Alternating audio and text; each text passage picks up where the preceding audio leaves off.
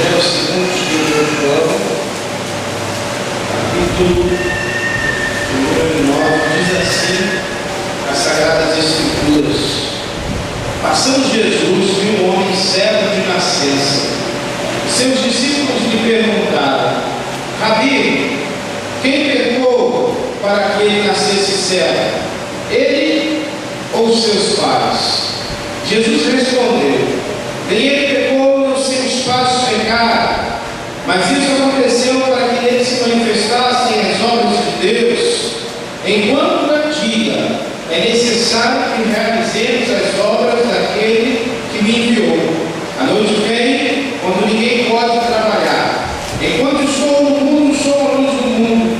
Tendo dito isso, cuspiu no chão, fez barro e com a saliva aplicou sobre os olhos do cego e disse: vai, lava-te no tanque de Siloé, que significa enviado. Ele foi, lavou-se e voltou enxergando. Então os vizinhos e os que antes o tinham visto quando perdido perguntaram: não é aquele que se assentava para mendigar? Uns diziam: é ele. E outros: não, mas parece com ele. Ele, porém, afirmava: sou eu mesmo. Perguntaram-lhe: então, como os teus olhos te foram abertos? Ele respondeu: o homem que se chama Jesus fez barro, aplicou sobre os meus olhos e disse: vai até Siloé e lava-te. Eu fui, lavei e passei a enxergar. Eles então lhes perguntaram: onde está ele? Ele respondeu: não sei. Ocorreu que levaram aos fariseus o homem que fora cego. Era sábado, no dia em que Jesus fez o barro e abriu os olhos.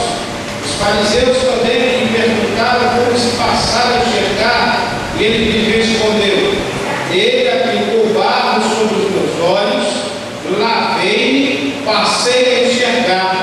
Por isso, alguns fariseus diziam: esse homem não é de Deus, pois não guarda o sábado.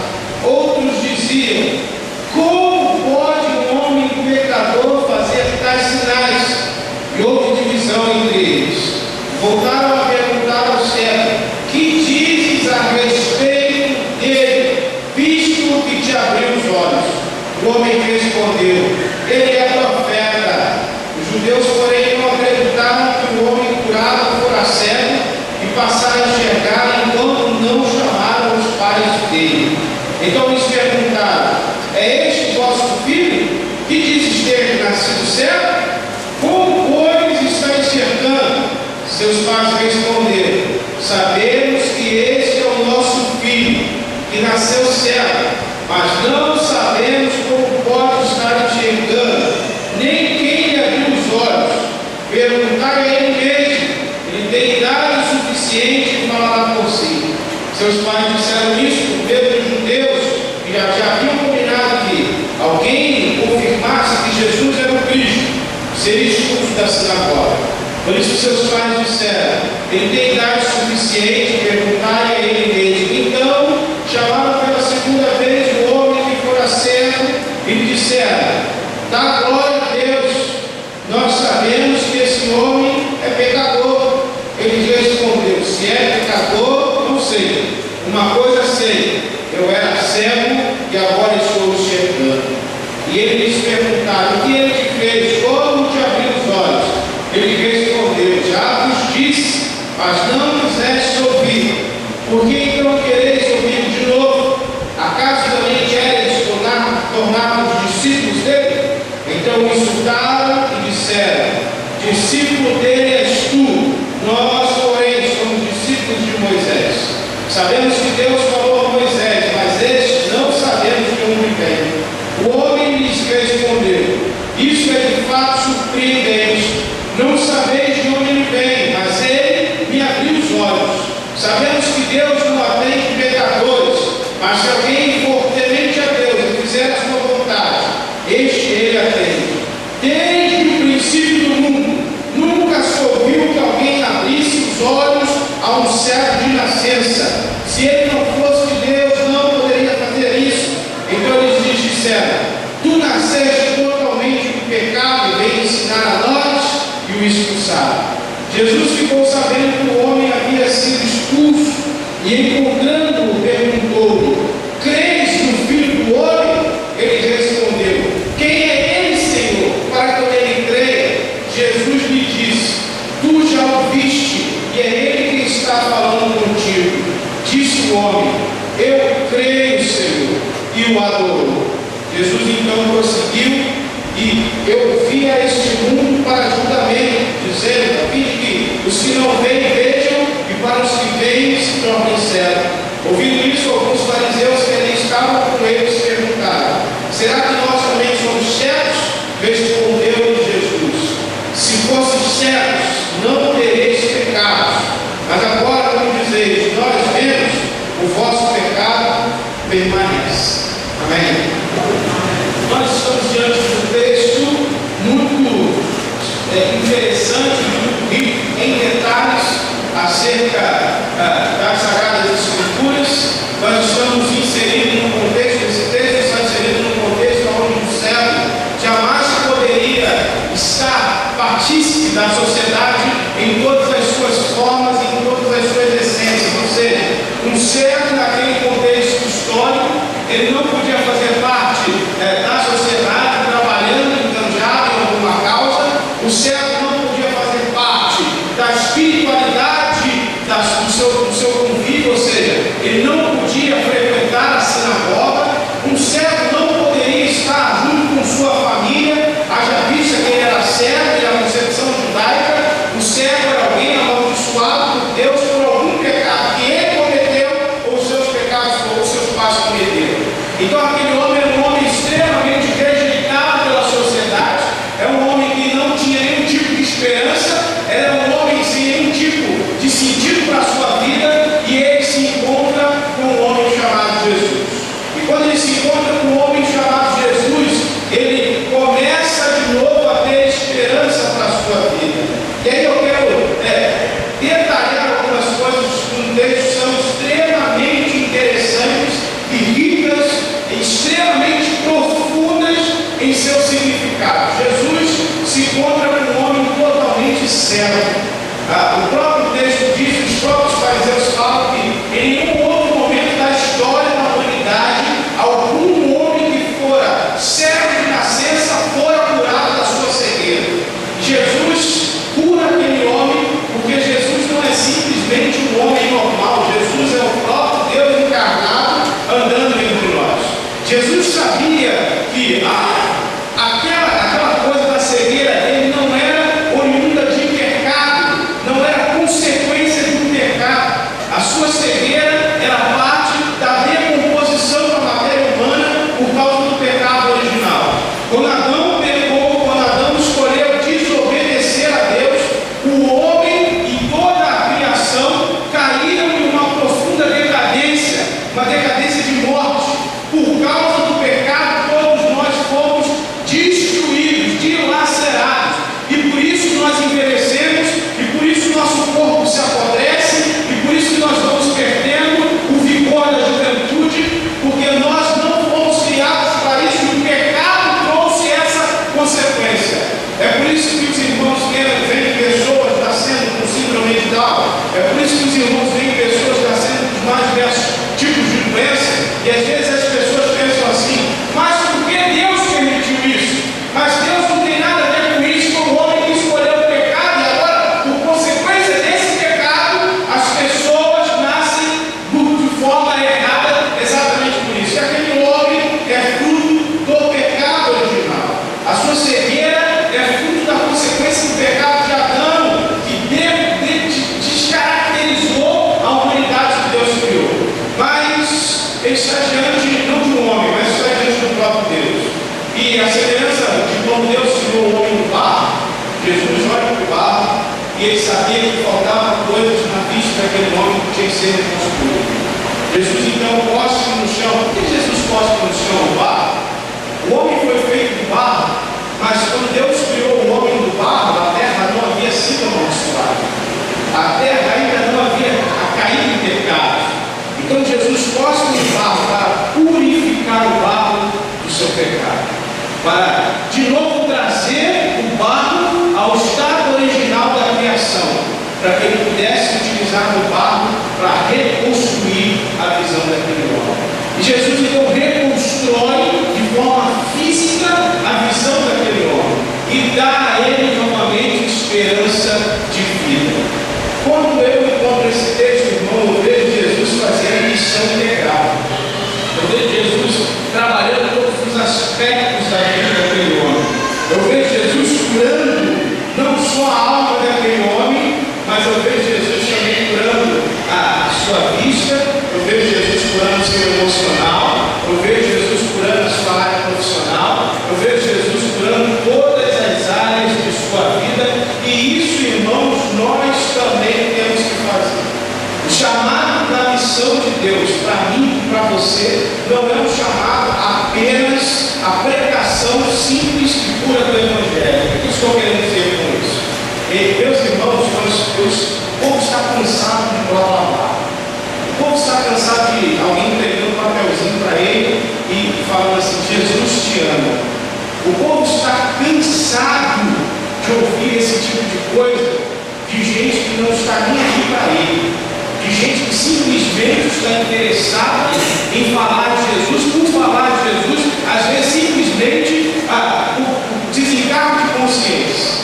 O Evangelho vai muito mais profundo que isso, e a missão que Deus deu a mim e a você ultrapassa essa esfera de simplesmente entregar o papelzinho. A missão de Deus a mim e a você é trazer essas pessoas e fazer dessas pessoas aquilo que Deus quer que elas sejam. O que eu estou querendo dizer com isso? Devolver a elas dignidade. Além de dar-lhes o plano da salvação, mostrar que Cristo é o Senhor, que elas devem abrir o seu coração para Jesus. Porque sem o Senhor Jesus não há salvação, mas também salvar-lhes em todos os aspectos da sua vida. E aí, irmãos, eu fico olhando e eu vejo como a igreja tem enveredado por um caminho que tem se esquecido do propósito pelo qual ela existe. Eu fico olhando isso dá tristeza no meu coração. Ontem, pela manhã, eu estava tomando um café, eu e o pastor Joel, e 2 missionários que estão lutando em Minas. Eles estão em 5 cidades de Minas, e em 3 dessas cidades, as cidades estão sem pastor. São lugares onde tem população de 80 mil pessoas, 40 mil pessoas, 30 mil pessoas, e esse pastor está se desdobrando em todas essas cidades para atender a necessidade de todas essas cidades, e a distância, às vezes, entre elas é de 90 quilômetros, 50 quilômetros, e aquele cara ainda está fazendo tudo isso do seu próprio, porque não tem recurso. A igreja tem 22 membros, a igreja outra tem 25, e aquele camarada se empenhando em dar àquelas pessoas um mundo melhor através da pessoa de Jesus. E eu fico olhando, irmãos, e ele estava falando para a gente, contando a sua história, a sua trajetória, como é que funciona a obra missionária ali no campo onde ele está inserido, porque ele está sem recursos para se trabalhar. Essa semana, o Adriano, que é nosso missionário em Foz do Iguaçu, me ligou desesperado. Cara, eu estou pensando em voltar para o Rio, porque as igrejas que se comprometeram no meu sustento estão falhando, e já há 4 meses eu estou de todo tipo possível mexendo no meu, como é que se diz? Na conta corrente, no IS, entrando em cheque especial, entrando no cartão de crédito. Isso está me embolando a vida, eu estou pensando em voltar. O aluguel dele estava atrasado. E aí, irmãos, eu fico olhando isso. A igreja está perdendo a essência pelo qual ela foi criada. A obra missionária, a razão que nós estamos aqui, eu sempre falo isso. A missão da igreja é devolver à humanidade a dignidade que ela foi tirada. O pecado tirou a dignidade da humanidade, nós só traremos isso de novo às pessoas quando apresentarmos todo o plano da salvação. Cristo não quer somente salvar pessoas do inferno. Cristo quer fazer dela o sinal do reino dele aqui hoje, nesse tempo presente. Porque a eternidade não começa só na eternidade. A eternidade começa aqui e agora. A palavra lá de João, a expressão de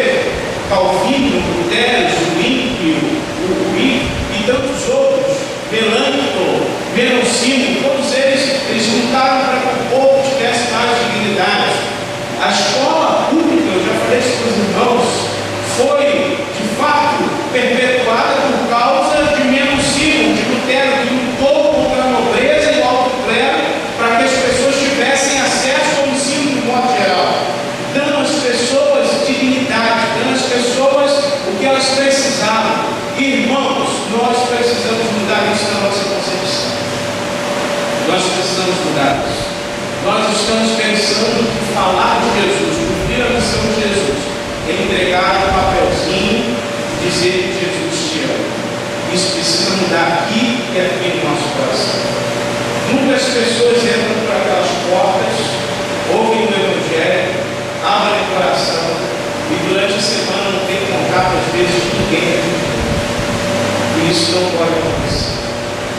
Muitas pessoas procuram eu e você na rua e nós simplesmente damos as costas e fizemos uma oração ao semelhante. Isso não pode acontecer. Nós não podemos deixar as pessoas saírem daqui de mãos vazias. E quando eu estou falando isso, é sair de mãos vazias em todos os sentidos.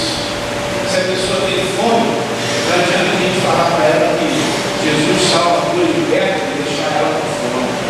Se a pessoa tem sede, não adianta a gente deixar ela sair com sede e fazer uma oração simplesmente para ela. O que eu estou querendo dizer é que a gente precisa mudar a nossa visão sobre o Evangelho, nossa concepção sobre o Evangelho.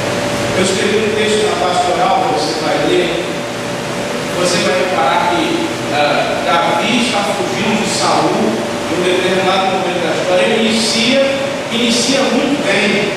O jovem Davi, eu preguei isso semana passada, derrubou a Golias. Davi, o grande rei Davi, o cara que foi ungido por Samuel, começa super bem, mas Saul começa a o caçar, a aprovação começa a chegar. Saul então fala para Jonatas, eles armam uma cilada, mas Jonatas confessa antes a Davi e eles armam um esquema. E Saul e Jonatas combinam. Saul e Jonatas falam: se meu pai realmente de fato estiver interessado em te matar, eu vou te avisar.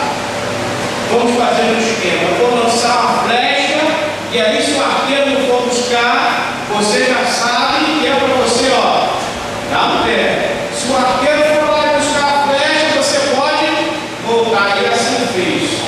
Ele lançou a flecha, não foi buscar, e aí Davi, saiu fora. A primeira cidade que Davi pensou foi Nob. Por que Nob? Era a cidade dos sacerdotes, os descendentes de Eli. Ali moravam 85 sacerdotes. Os irmãos sabem que no lugar onde moram os sacerdotes, somente os sacerdotes poderiam se alimentar da comida. Davi chega lá, maior cara de pau, e é aquele coração puro, cheio de amor com o Senhor, já está extremamente corrompido, já está extremamente público, extremamente perverso. Ele chega diante do sacerdote e na maior cara de pau começa a contar as várias mentiras. Primeiro ele fala: olha, foi Saul que me enviou aqui uma missão. Aí o sacerdote falou: mas cadê o resto do pessoal? Não, eles acamparam longe. E eu saí correndo também, quase ninguém sabe a missão, só Saul que sabe. E aí o sacerdote continuou: mas você vem sem arma, sem nada? Não, porque eu saí com pressa. Aí me dá pão de comer, aí eu estou com fome. E aí ele conta outra mentira. O sacerdote fala: você não pode comer essa. Não, Deus é longânimo, Deus é misericordioso. Me dá esse pão aí, cara, estou com fome. E o sacerdote vai, dá o pão a Davi. E aí Davi continua a mentira. Mas eu saí com pressa, eu vou pegar a arma mesmo. Não tem arma não para me dar? Aí o sacerdote fala: tem a arma aí de Golias, aquela espada que você cortou a cabeça dele. Não tinha arma melhor, me dá essa mesmo. O sacerdote vai e dá a arma a ele. Sabe o que eu aprendo com isso?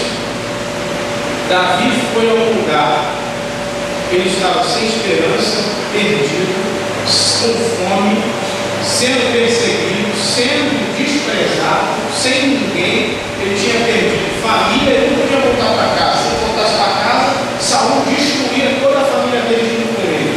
Se ele não tinha mais Jonathan tinha ficado do lado do pai dele. E aí não tinha mais Mical tinha ficado do lado do pai dela. Davi havia perdido tudo. Ele estava sem mais nada, sem ninguém. Ele chega num lugar desesperado, com fome, desprovido de tudo, contando um monte de mentira. E aí sabe o que o sacerdote faz para ele? Em todo momento, o serve para ajuda. Eu aprendo com isso que eu e você temos que ser dessa mesma forma. Sempre estender a mão às pessoas. O ato de Ahimelec vai ser citado por Jesus lá no Novo Vocês não viram o que foi feito a Davi quando ele recebeu do meu pão do altar, pão da proposição? Interessante isso, irmãos. Às vezes nós deixamos de ajudar as pessoas, às vezes deixamos de fazer o bem às pessoas, deixamos de ser pequenos cristos às pessoas, porque nós queremos fazer um levantamento completo da vida das pessoas. Meus irmãos, se nós incorremos nos erros de sermos igual a quem está lá fora, nós vamos deixar de ser iguais. Uma vez o pastor Aldo da Trindade, no seminário, foi meu professor de Antigo Testamento, saudoso pastor Aldo, foi pastor da congregacional de TV aqui. Ele contou algo interessante sobre o bispo daqui da comunidade Leonório. O bispo era um homem muito solícito, um homem muito generoso, um homem muito dado ao povo. E os filhos dele eram extremamente tristes com aquela situação, porque sempre abusavam do pai, sempre faziam o pai, às vezes até de bobo. E certa vez o cara chegou lá e comeu, pegou, pediu uma comida a ele, deu comida ao cara, e aí pediu mais um trocado para comprar não sei o quê, e aí ele foi e deu. O cara mudou as costas, o filho mais velho dele foi até ele e falou: ô pai, só deixa de ser bobo. Está sendo bobo para todo mundo aí, todo mundo está te fazendo de bobo. Daí o pai dele virou para ele e disse assim: você vai ver ainda muitas pessoas me fazendo de bobo, mas você não vai ver eu fazer ninguém de bobo. Essa é a diferença do Evangelho de Jesus. Eu fico imaginando Jesus olhando para Judas todo momento, sabendo que Pedro era ali. Eu fico imaginando Pedro sendo contemplado por Jesus depois da traição. E aí, imagina você, depois que Pedro trai Jesus, e ele volta para junto dos discípulos. Quando ele volta, os discípulos estão reunidos em Jerusalém. Imagine Pedro entrando, abrindo a porta. Você acha que Pedro entrou sorridente? Paz do Senhor, irmão! O que a gente faz? Você quer? Bom dia, aleluia! Vamos adorar o Senhor! Você acha que Pedro entrou assim? Eu imagino Pedro entrando, ó, no sapatinho, todo mundo de cabeça abaixo, porque todos eles haviam, ó, com exceção de João, que ficou até o final aos pés da cruz. E aí, eu fico pensando que se nós deixarmos que as pessoas, impedimos as pessoas de chegar aqui, com nossos preconceitos, com nossos medos de sermos enganados, com nossos medos das mais diversas formas, e por queremos somente fazer o que nós queremos, e não o que Deus deseja que façamos, nós vamos deixar perder a oportunidade de cumprir a missão que Deus nos designou. E a gente precisa ser igreja. O mundo precisa da igreja. O Heidel tem uma frase interessante. O Heidel diz o seguinte: a igreja é a esperança do mundo. Eu concordo com isso. Eu não acredito que a política do nosso país vai melhorar. Eu não acredito, e aí eu estou falando isso não é para você votar de qualquer maneira, não. Pelo amor de Deus, não confunda as coisas. Estou falando isso que eu não acredito, que eu não tenho esperança em nome algum. Eu tenho esperança no Senhor. O Senhor um dia irá fazer algo diferente no nosso Natal. E se assim for, só fará através da igreja. Porque assim é a palavra de Deus, que nós somos povo exclusivo de Deus, sacerdócio santo. Nós sabemos o que significa isso? Que ele está falando? E nós fomos separados por Deus. Nós fomos comprados por Deus, para sermos quem Deus deseja que sejamos. Jesus abriu os olhos daquele homem cego, e aquele homem cego voltou a encontrar a sua família. O texto diz que seus pais foram ao seu encontro. Os judeus chamaram os pais dele para indagar. Ele encontrou a sua família novamente. Muito provavelmente aquele homem se casou. Muito provavelmente aquele homem teve que trabalhar, voltou a trabalhar. Olha só que interessante. Jesus entregou a ele salvação, Jesus entregou a ele vida social, Jesus curou as emoções dele, porque imagina você, desde nascença você serve, quantos traumas você não teve pelo caminho. Jesus curou todos os aspectos da vida do irmão. Irmãos, nós precisamos aprender isso com Jesus. Vamos orar? Você abaixar sua cabeça. Eu queria fazer um desafio a você nessa manhã.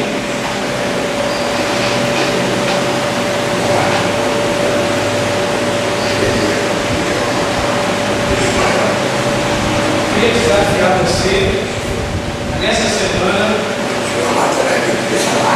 começar a orar por uma pessoa. Eu queria desafiar você a caminhar com uma pessoa. Muitas vezes nós queremos ganhar o mundo sem antes ter ganhado uma pessoa para Jesus. Quero desafiar você a pregar o Evangelho a uma pessoa e a se dedicar a essa pessoa, a orar pela vida dessa pessoa, a todos os dias se comprometer com a vida dessa pessoa e a compartilhar o verdadeiro Evangelho de Jesus com essa pessoa. Não fique preocupado em logo de cara a falar de Jesus, mas fique preocupado primeiro em criar relacionamento com essa pessoa. A oportunidade de você falar de Jesus para ela virá nela mesmo. Chegará um momento que ela perguntará a você sobre a sua fé. Eu tenho convicção plena disso. Eu queria desafiar você a abrir o seu coração para uma pessoa e se dedicar a essa pessoa. Vamos orar? Senhor, nós estamos diante do Senhor. Queremos pedir ao Senhor que o Senhor coloque em nossos corações um nome, Senhor. O nome de uma pessoa. Nos ajuda, ó Deus, a todos os dias orarmos por essa pessoa. Nos ajuda a todos os dias, ó Deus, a dedicarmos a nossa vida a essa pessoa. A criar laços de amizades profundos, não somente pelo interesse de compartilhar o Evangelho, mas criar laços de amizade, aonde demonstre o verdadeiro amor de Jesus, não só com as palavras, mas com nossas vidas. Nos ajuda, Senhor, a sermos bênção tua. Ajuda-nos, nos dá sabedoria, nos dá discernimento, nos dá, ó Deus, intrepidez, ousadia. Quebra, ó Deus, em nós tudo aquilo que pode de alguma forma nos impedir de nos aproximarmos das pessoas. Aos tímidos, ó Deus, dá a eles graça, dá a eles, ó Deus, Espírito, ó Deus, do Senhor, Espírito Santo, possa nos conduzir nesse momento, a guiá-los, dirigi-los, ó Deus, para que percam a timidez, para que percam o medo, para que, ó Deus, não tenham medo que eu de falar, mas que tenham a certeza de que o Senhor nos guiará em todo momento. Ajuda-nos a cumprir a missão de Jesus. Tem tantas pessoas, ó Deus, que estão desprovidas da sua dignidade, estão, ó Deus, sendo cativas por Satanás. Por isso, Senhor Deus, nos dá poder e autoridade no teu nome, para que no nome de Jesus a gente liberte essas pessoas das trevas e tragamos elas para o reino da tua maravilhosa luz. Ajuda-nos, nós te rogamos isso e fazemos, em nome de Jesus. Amém. Vira para a pessoa que está ao seu lado e fala: uma pessoa, irmão. Uma pessoa. A nós